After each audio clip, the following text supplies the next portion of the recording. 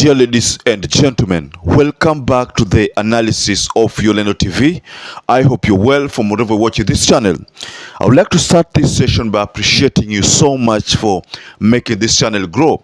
If you wish to support us, just subscribe to our channel and give this video a like.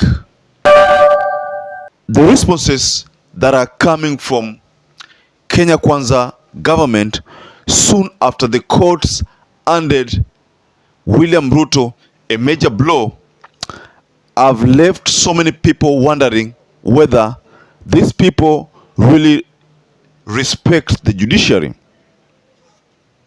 I want to tell you right here in this channel, without fear of contradiction, that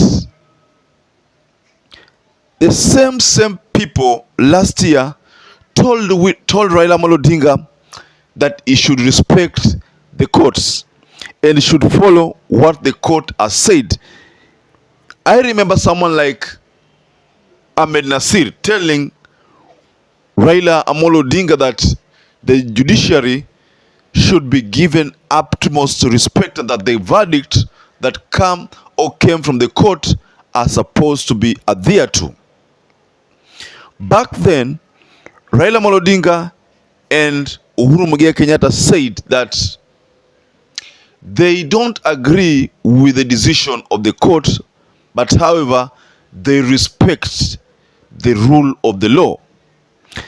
And that is the reason why Raila Amolo Odinga, despite the fact that he was not okay with the verdict, but he had to agree with the decision, but then channel the grievances outside the court.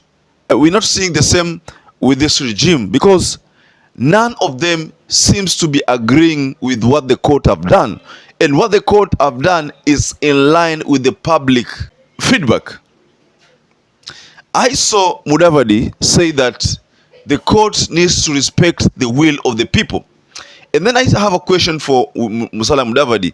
And what is the will of the people? But I thought the will of the people is that there should be no any kind of tax on their payslips. That is the wish of the people. That is the will of the people. The will of the people is not to be subjected to a high cost of living. That is not what this government promised when they were campaigning. And that is the will of the people. The few people who voted for the Kenya Kwanza regime, and most of them have publicly expressed their concern that they thought that the high cost of living ingeshukishwa. But this regime is only seeking to increase the high cost of living. So what is the will of the people? I saw Aisha Juma talking about something that is so crazy, saying that maandamano cannot solve the high cost of living. Maandamano cannot bring down the cost of living. But then the question I have for Aisha Juma is, then what is she doing to bring down the cost of living? They should not be subjecting themselves to campaigns again. I think these are the people who are in power and they are supposed to stop talking about what should be done. Then they should resort to doing exactly what should be done because they are in power. They're not campaigning. But the mere fact that the likes of Aaron Cheriot talks about, trying to advise the judiciary into doing things that conforms with what they want, ni kitu ambayo imepitwa na wakati kabisa. Let me tell you, ladies and gentlemen, in this channel for free that Okia Omtata told this regime that, listen here, you guys, if you don't address this issue, we will take you to court. Back then, these people told Okia Omtata, you can go to court.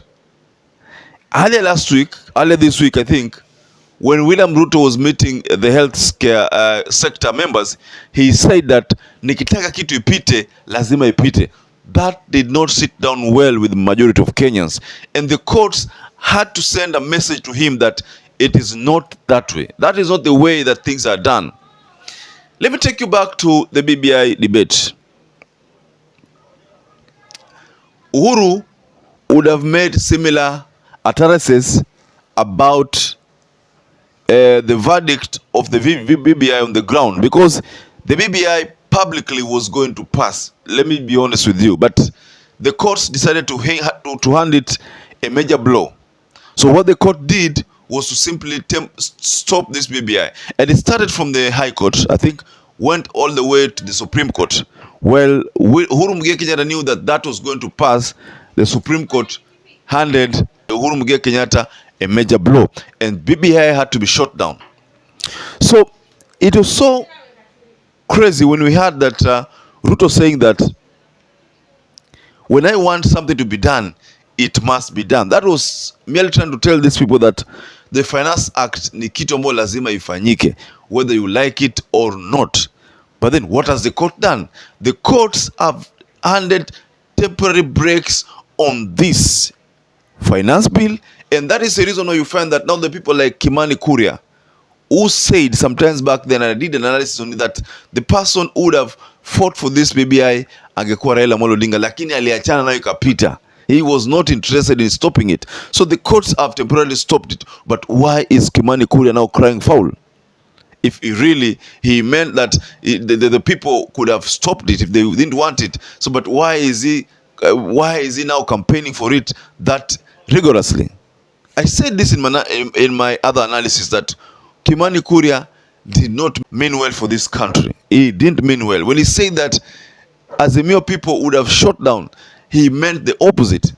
I see a lot of narratives which are being peddled, but they are, the true meaning of these things are the opposite of the narrative. Because let's just be honest on the issue of SRC. SRC is not doing things just because they want to. SRC is acting because of a directive from above that, look here, you are supposed to increase the salaries, but we will go publicly and do politics that we don't want that money, but then increase the salaries regardless. So SRC cannot force people with salaries. I have never seen here in Kenya where SRC is forcing people with salary. I mean, if William Ruto wanted people to have a pay hike, he would have done that in the private sector also. During the Labor Day celebration, would have said, ongezea watu mshahara maybe 4.5% or 10% or 3%. Alafu the civil servants pia waongezewe. But he chose not to do that. So how can you say that you want the civil servants' salary to be increased, and yet the people in the private sectors wanateseka and their pay are being reduced because of the high cost of living, and because the high cost of living imepanda, now the expenditure in a month skyrockets. I mean, are you being genuine?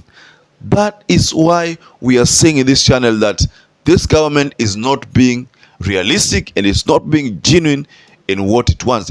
It cannot lie to us that SRC are the ones who propose this salary increment on the president, on the civil servants, especially on the deputy president, on the prime CS, on the cabinet secretaries, just generally on all those big people with all those people in big offices.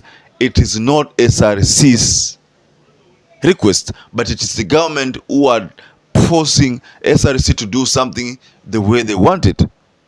I want to take you back to the issue of electricity. In January, William Ruto made a statement, saying that electricity haitapanda. What happened? Electricity ilipanda. So this is mere playing politics.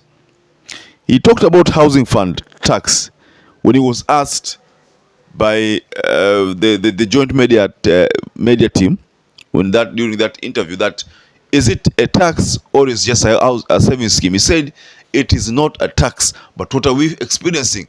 Housing fund was subjected to housing tax, so it is a taxation. So he talked about price of unga going to 150, but how much is unga being charged on us right now? 230. So what we see is total politics being played here. That William Ruto says that we don't want salary. SRC says that we will give you salary whether you like it or not. We will send it to your pay slips, to your accounts, regardless whether you like it or not.